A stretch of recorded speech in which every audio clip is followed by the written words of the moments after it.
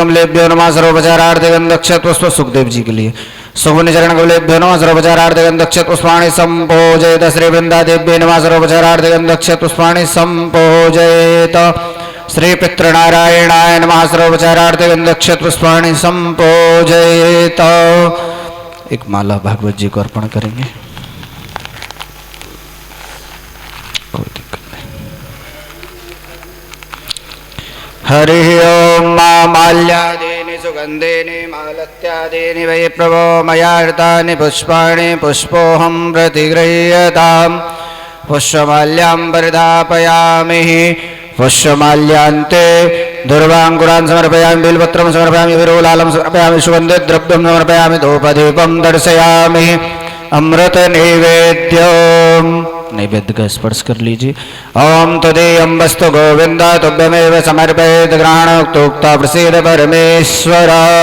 श्री प्राण पुरुषोत्तमाय नमः सर्वोपचारार्थे गंधक्षत पुष्पाणि संपूजयेत नैवेद्यान्ते जलाचमनीयं प्राणाय स्वाहा पानाय स्वाहा व्यानाय स्वाहा समानाय स्वाहा जलाचमनीयं समर्पयामि जलाचमनीयान्ते ऋतुफलं समर्पयामि ऋतुफलान्ते ताम्बूलं समर्पयामि ताम्बूलान्ते दक्षिणाद्रव्यम्।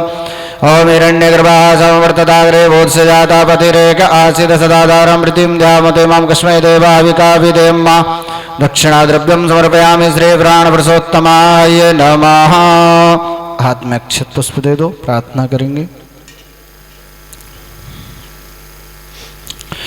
हरि ओम मा सच्चिदानंद रूपाय विश्वोत्पत्त्यादि हेतवे तापत्रे विनाशाय श्री कृष्णाय वयं नमः।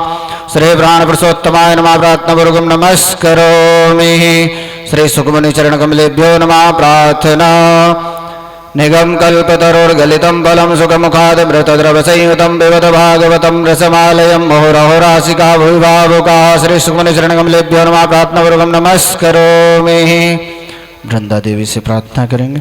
हरि ओम मा ओम सहस्रशीर्षा मुरुगा सहस्राक्षा सहस्रपादा सभोमुंष्ट्रसांगुलाम्मा श्री वृंदा देव्यै नमः प्रार्थनापूर्वकं नमस्करोमि। पुनः हाथ में अक्षत पुष्प देंगे। हाँ, तुलसी मैया को अपने पितरों से प्रार्थना करेंगे। पिता हे परमो धर्मा पिता हे परमं तपः पिता हे परमं ज्ञाना पिता हे परमो मतः पिता हे परमो विद्या पिता हे सर्वदेवता। श्री पितृनारायणाय नमः प्रार्थनापूर्वकं नमस्करोमि। छोड़ दीजिए अपने पितरों के लिए। सीधे हाथ में जल दीजिए। अनेनो कृतेनो व्यासपीठ पूजनेनो प्रियंतान्नामम। व्यास जी को चंदन लगाएंगे, माल्यार्पण करेंगे। हरि ओम मा ओम ब्रह्मजननमृतमं पुरस्ताद्विषेमतः सुरचोपेण सवन्यापमास्य विष्टासतस्य जोनिमसतस्य विवाह श्रीब्रह्मणे नमः। ओम व्यासाय विष्णुरूपाय व्यासरूपाय विष्णवे नमो वै ब्रह्मनिधये वसिष्ठाय नमो नमः। श्री व्यासनारायणाय नमः। सर्वोपचारार्थे गंधक्षत पुष्पाणि संपूजयेत। कुछ दक्षिणा अर्पण करेंगे व्यासपीठ पे। आरती प्रज्वलित कर दो दोनों। जय जय श्री राधे जय जय श्री राधे।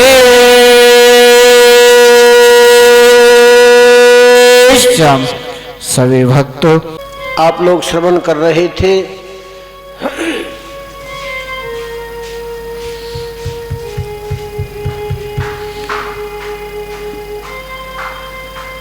मथुरा में बालक कृष्णलाल प्रभु का अवतरण।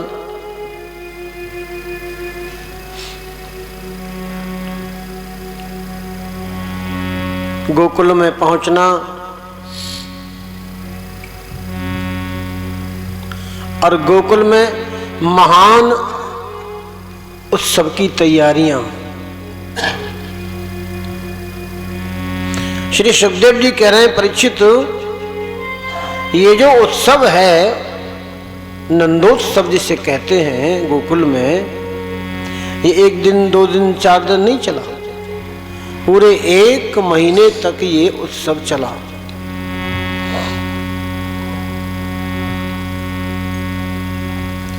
अवाद्यंत विचित्राणि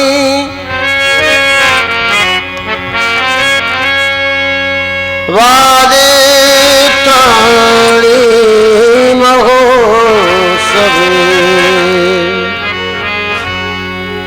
कृष्णे विश्वेश्वरे अनन्ते नन्दस्य व्रजमागते।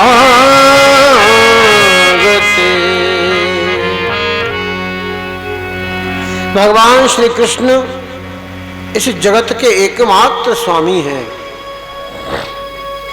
उनके ऐश्वर्य, उनके माधुर्य, उनका वात्सल्य ये सभी अनंत हैं। जब नंद बाबा के ब्रज में ये प्रकट हुए तो इनके जन्म का महान उत्सव मनाया गया। बड़े बड़े अद्भुत, बड़े बड़े विचित्र और मंगलमय बाजे बजाए जाने लगे। गोपाः परस्परम्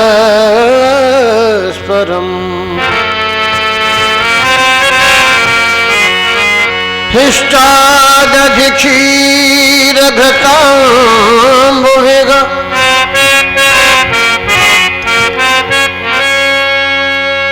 अशंचन्तो विलिम्पन्तो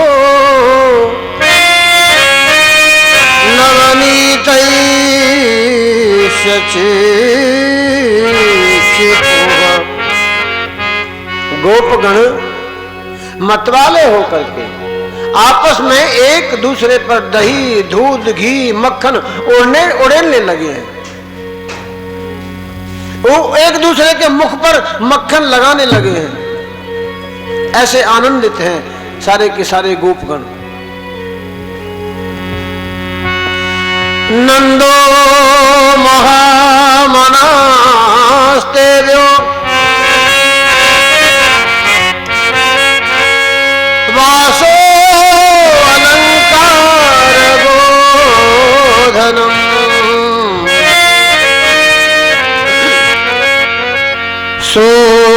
सोतमागत बंदिभ्यो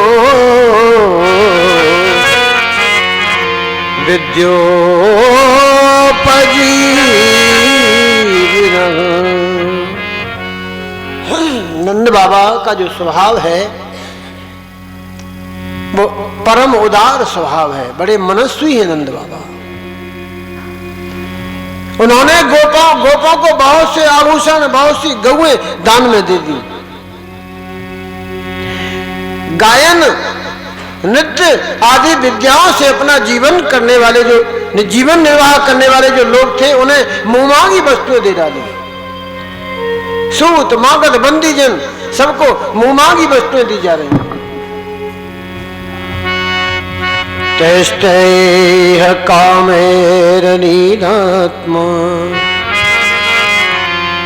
यथोचितमपूजयत्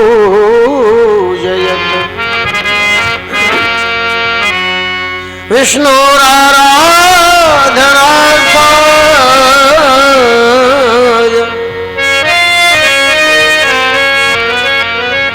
स्वपुत्रस्योदयाय च। नंद बाबा ऐसा क्यों कर रहे हैं? ऐसा करने से मेरे इस नवजात शिशु का मंगल हो, भगवान विष्णु प्रसन्न हो और मेरे इस नवजात शिशु का मंगल हो। ऐसा इसलिए करना है नंद बाबा। रोहिणी च महाभागा नंद गोपालिनंदिता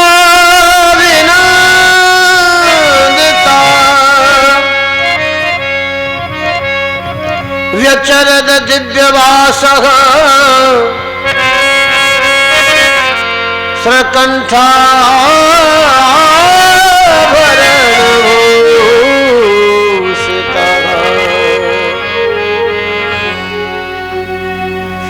नंद बाबा के अभिनंदन करने पर परम सौभाग्यवती रोहिणी जी इस उत्सव में आने जाने वाली जो स्त्रियां थी उनका स्वागत कर रही हैं, सम्मान कर रही हैं।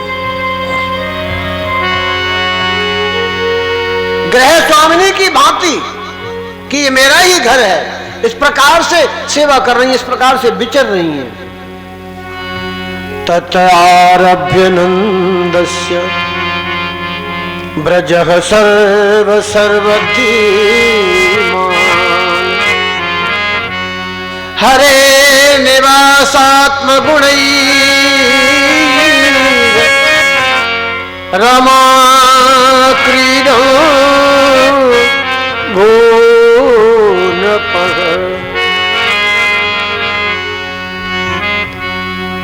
हे परीक्षित, बस उसी दिन से नंद बाबा के ब्रज में रिद्धि सिद्धियां अटखेलियां करने लगी, खेलने लगी और श्री कृष्ण के निवास तथा अपने स्वाभाविक गुणों के कारण पूरा का पूरा ब्रजमंडल लक्ष्मी जी का क्रीड़ा स्थल बन गया।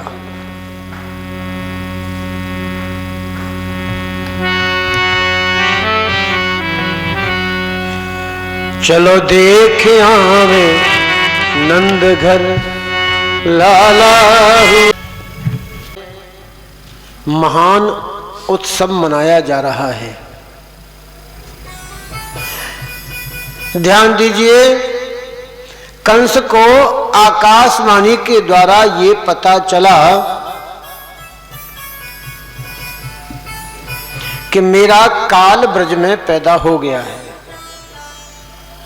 तो कंस ने अपने दरबार में एक आपातकालीन बैठक बुलाई और उस बैठक में उसके जितने भी साथी थे, अरिष्टासुर, प्रलंबासुर, तृणावर्त, पूतना, केसी, सकटासुर, बकासुर, व्योमासुर, जितने भी उसके साथी थे सबको बुलाया गया और उस बैठक में एक निर्णय लिया गया कि 1 माह के अंदर जितने बच्चों ने ब्रज में जन्म लिया है उनको सबको ढूंढ कर मार दिया जाए। अब प्रश्न आया कि और सब जगह तो बहुत आसानी से जाया जा सकता है, लेकिन गोकुल में नंद बाबा के यहाँ पुत्र का जन्म हुआ है, वहां तो महान उत्सव मनाया जा रहा है, वहां कौन जाएगा? उस पर पूतना ने कहा कि वहां मैं जाऊंगी। पूतना ने बहुत सुंदर श्रृंगार किया। देखिए, पूतना का न मन सुंदर है न तन सुंदर है।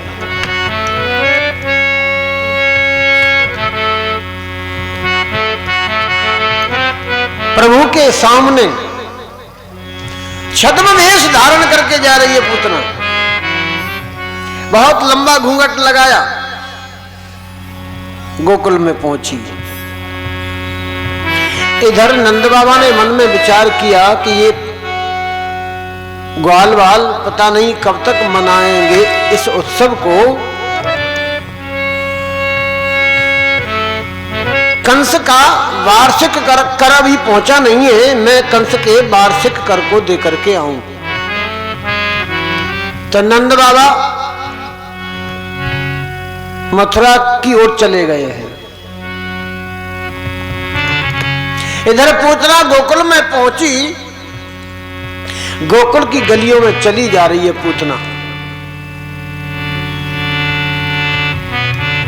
ब्रजवासी देखते हैं, मन में सोचते हैं कि ये नई बहू कहां से आ गई, किसकी है ये नई बहू? इसको पहले तो कभी देखा नहीं। गोपियां कहती हैं कि नंद बाबा के यहाँ बड़े बड़े राजकुमार आए, बड़ी बड़ी राजकुमारियां आई, लेकिन इसको तो हमने पहले कभी देखा नहीं। हो सकता है किसी बड़े घराने की बहू है।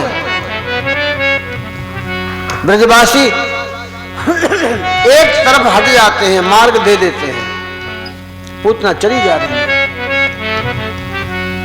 ये पूतना नंद भवन में पहुंची, 85 चौकों को पार करते हुए नंद भवन में पहुंची, जहां कन्हैया पालने में झूला झूल रहे थे। यशोदा मैया धीरे धीरे अपने लाला को पालना झुला रही हैं।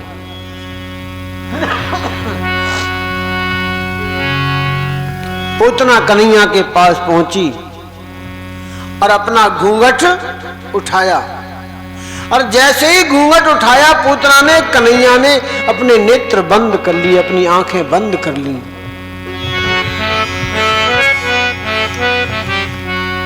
पूतना के घूंघट उठाते ही कन्हैया ने नेत्र क्यों बंद किए,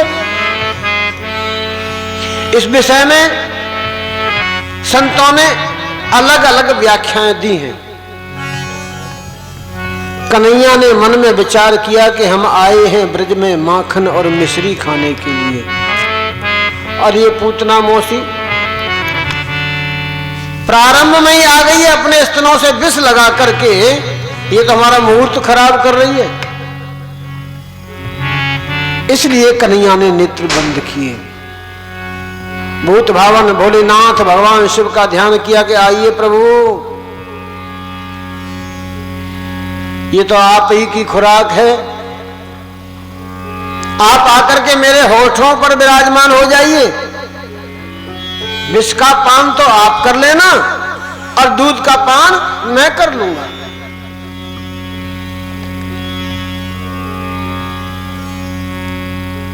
दूसरा कारण एक और बताया, भगवान ने सोचा पहले रामावतार में सबसे पहले मेरे सामने ताड़का आई थी, स्त्री का उद्धार करना पड़ा था, और यहां भी सबसे पहले ये पूतना आ गई है। उस अवतार में मैंने सबसे पहले स्त्री का उद्धार किया था, तो मुझे पत्नी का वियोग सहन करना पड़ा था। इस अवतार में हम ऐसा नहीं करेंगे। इसमें तो, इस अवतार में तो हजारों कन्याओं के साथ हम विवाह करेंगे।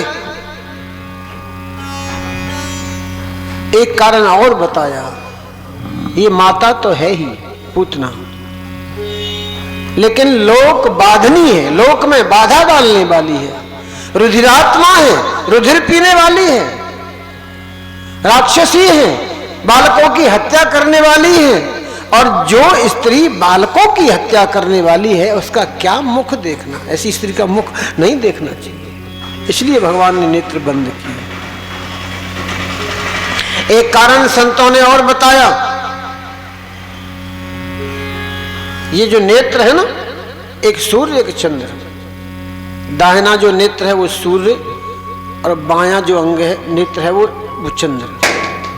चंद्र, सूर्य और चंद्र ने मन में विचार किया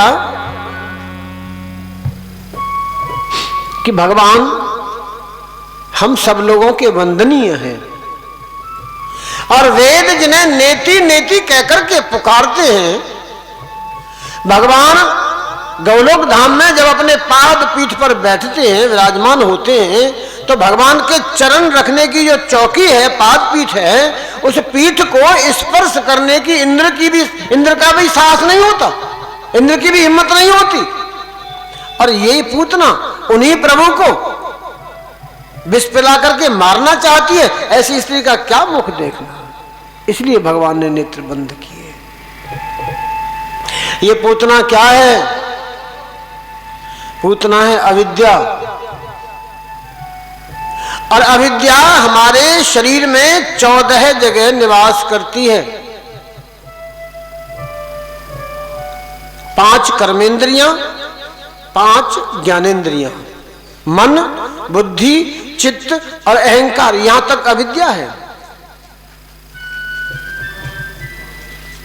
पूतना अविद्या है, भगवान श्री कृष्ण परात्पर परब्रह्म है।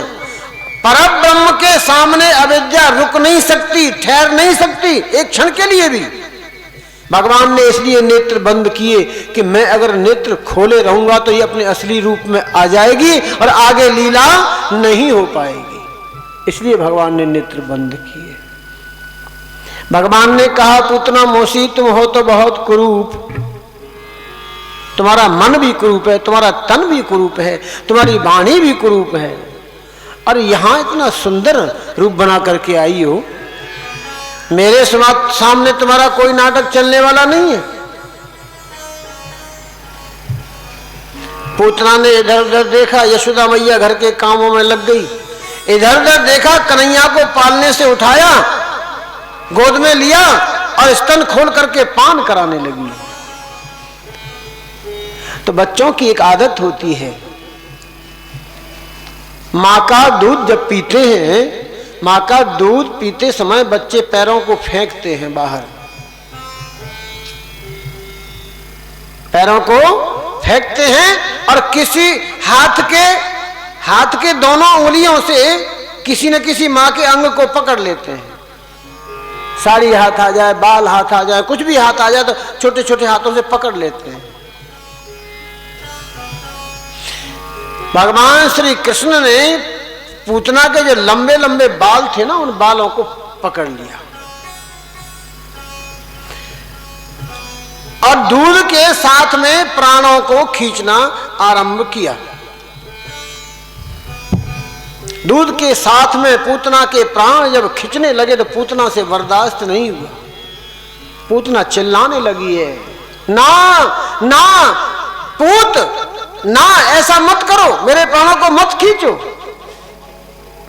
भगवान ने कहा, मौसी या तो हम किसी को जल्दी पकड़ते नहीं हैं, और अगर किसी को पकड़ लेते हैं ना तो फिर उसे इतनी आसानी से हम छोड़ते भी नहीं हैं। ये जीव अगर गलती से भी हमारी ओर आ जाता है ना तो हम फिर उसका उद्धार करके ही उसको छोड़ते हैं। भगवान ने प्राणों को जोर से खींचा, पूतना से बर्दाश्त नहीं हुआ तो अपने असली रूप में आई, और असली रूप में जब आई तो भगवान ने भी अपने नेत्र खोले। हाँ मौसी, अगर मैं नेत्र खोलता तो उसी समय तुम्हें अपने असली रूप में आना पड़ता, और पूतना विशाल काय रूप में आई, विशाल काय रूप में जैसे आई है, लंबे लंबे दांत, लंबे लंबे बाल, बड़ा काला भयंकर चेहरा, नंदवान से लेकर के उड़ी है पूतना भगवान को आकाश मंडल की। जैसे ऊपर पहुंची है, भगवान ने प्राणों को खींचा, पूतना के शरीर में से एक तेज निकला और वह तेज भगवान बाल कृष्ण लाल प्रभु के अंग में जाकर के विलीन हो गया। बोलिए बाल कृष्ण भगवान की जय। पूतना का विशाल काय शरीर धड़ाम से नीचे बड़ी जोर की भयंकर आवाज करता हुआ तमाम पेड़ पौधे उस शरीर के नीचे दब करके टूट गए। भयंकर आवाज जब हुई है तो गोपी और ग्वाल दौड़ करके आए हैं, देखा कोई विशाल काय स्त्री का शरीर पड़ा हुआ है और उसके वक्षस्थल पर कन्हैया खेल रहा है।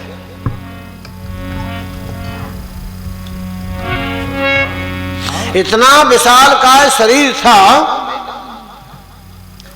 अब ग्वाल कैसे चढ़े? एक ग्वाला को चढ़ाया गया, इस कन्नी उंगली है ना, इस कन्नी उंगली पर चढ़ाया गया, ग्वाल यहां से चढ़ करके गया, तब जाकर के वक्षस्थल पर पहुंचा, कन्हैया को उतार करके दिया।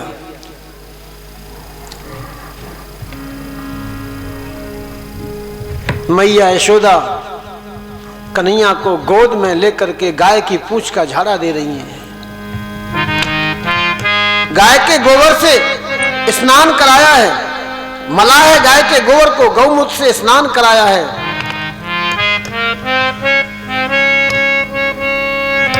गोद में लेकर के दूध पिलाया अपने लाल को और सुला दिया। उधर नंद बाबा मथुरा गए हुए थे, कंस का कर चुकाने के लिए कंस का वार्षिक कर दिया। बाहर निकले तो वसुदेव जी मिल गए, दोनों एक दूसरे से मिले हैं। बाबा आपके यहाँ तो लाला को जन्म भयो। हाँ भैया वसुदेव, हमारे यहाँ लाला को जन्म भयो। आपको लाला ठीक तो है कि हमारा लाला बिल्कुल ठीक है। नंद बाबा बोले हाँ भैया, नारायण भगवान ने हम पे बहुत कृपा करी है, बड़ा अनुग्रह किया है। हमारा लाला बहुत ठीक है, बहुत सुंदर हमारा लाला है। दोनों में बातों का आदान प्रदान हुआ। नंद बाबा मथुरा से गोकुल की ओर लौट रहे हैं। इधर पूतना का जो विशाल काय शरीर था उसे ब्रजवासियों ने जगह से कुल्हाड़ी से काटा, काट करके अनेक चिताएं बनाई हैं। अनेक चिताएं बना करके दाह संस्कार किया। नंद बाबा ने देखा, मैं यहां से गया था कल तो सब कुछ ठीक था ब्रज में, आज क्या हो गया, इतनी चिताएं जल रही हैं एक साथ में। नंद बाबा और थोड़ी तेज गति से आए हैं। उन चिताओं में से ऐसी सुगंध निकल रही है। नंद बाबा सोच रहे हैं मन में कि ऐसी सुगंध हमें कभी अपने जीवन में सूंघने को नहीं मिली। और समीप आए हैं तो ब्रजवासियों ने सारा प्रसंग सुना दिया। भवन में गए, लाला को उठाया, प्यार किया, पुचकारा, चूमा, नारायण भगवान के मंदिर में ले गए। हे भगवान नारायण, आपने बहुत बड़ी कृपा हमारे ऊपर की है। ये कौन सी विपत्ति, कौन सी आपत्ति हमारे लाला पर आ पड़ी थी, आप हमारे लाला की रक्षा करना भगवान। सूत जी कहते हैं, सौनक जी, श्री सुखदेव जी महाराज ने राजा परीक्षित को पूतना प्रसंग का दर्शन कराया। विचार करो परीक्षित,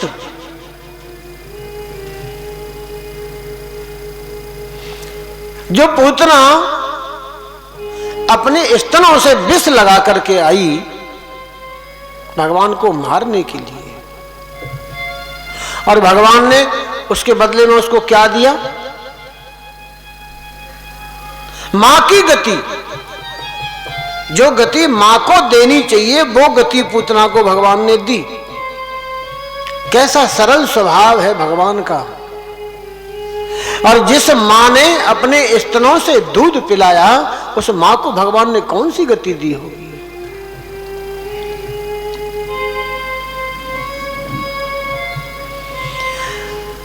प्रिय भक्तजनों, जहां भगवान का अवतार होता है वहां भूत भावन भोलेनाथ भगवान शिव भगवान का दर्शन करने के लिए आते हैं।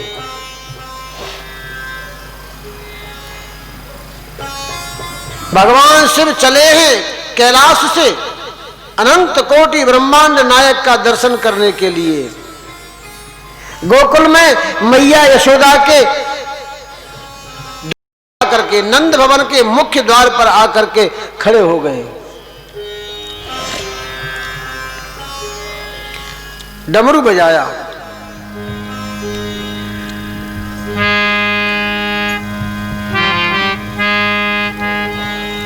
डमरू क्यों बजाया? क्योंकि पता चल जाए कि कोई संत आए हैं। आज भी परंपरा है हमारे ग्रामीण क्षेत्र में, साधु संत मांगने आते हैं ना तो दूर से मालूम पड़ जाती है कि हाँ आ रहे हैं। कोई संत मजीरा बजाते हुए आएंगे, कीर्तन करते हुए सुबह सुबह प्रातः काल। कोई संत है उन्होंने कावड़ बना रखी है, वो गरुड़ घंटी बजाते हुए आएंगे, दूर से मालूम पड़ जाती है। तो माताएं कुछ न कुछ हाथ में लेकर के आटा दरवाजे पर खड़ी हो जाती हैं, अपना परिचय दे रहे हैं। डमरू बजाया, डमरू की आवाज जब सुनी तो गोपियां निकल करके आई कुछ देने के लिए।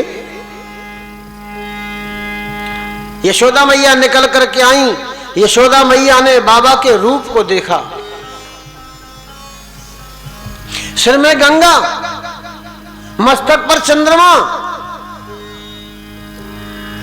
जयकारा शेरावाली का।